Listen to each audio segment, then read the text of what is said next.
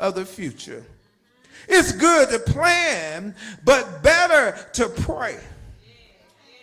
Let me say that again. It's good to plan, but it's better to pray. Because when you pray, you ask God to lead you. You ask God to direct your path. You ask God to lead you in the way that you may go. Because I've come to find out myself, and I'm a living witness, and I just need 4 or 5 folks to raise their hand and to be honest here today. I've made choices without talking to God, and they didn't go right. I made some decisions without talking to God, and things didn't go the way that they went. But when I bowed my head and I said, Lord, let you direct my path. God, you lead me.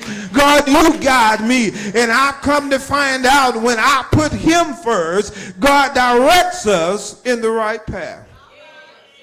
When we align with God's direction, he won't just take us where we want to go. He'll take us where we need to be.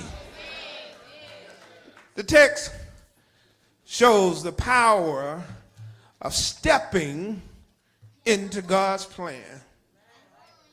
Well, somebody said, well, how do you make God plan good? First of all, I need you to understand this. One, your plans don't scare God. Your plans don't scare God. Graduates often feel pressure to have it all figured out. They feel pressure, but by the end of May, I got to have my plan worked out. I got to do this. Parents done put pressure on them. You just got a few months to do this and do this. You need to do this or that. But I need you to understand that there is a common phrase that folks use, that you better have a 5-year plan. But what happens when your plan runs into a roadblock? What if your dream job doesn't call you back?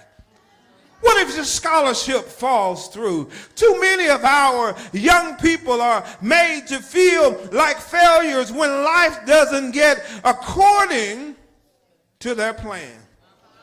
There's a lie out there that says that if you're not successful by 25, you've already fallen behind. That's a lie. That's a lie here, because the reason I say it's a lie, if you root it in comparison here, not of what people think, but if you root it in the word, God says that he'll make a way out of no way.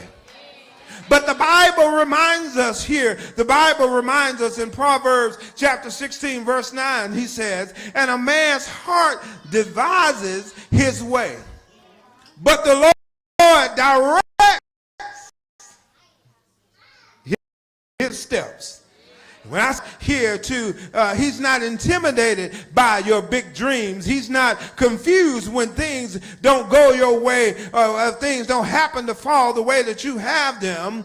Your detour is his direction. Remember Joseph. His plan was not to be favored by his plan was not to be the favorite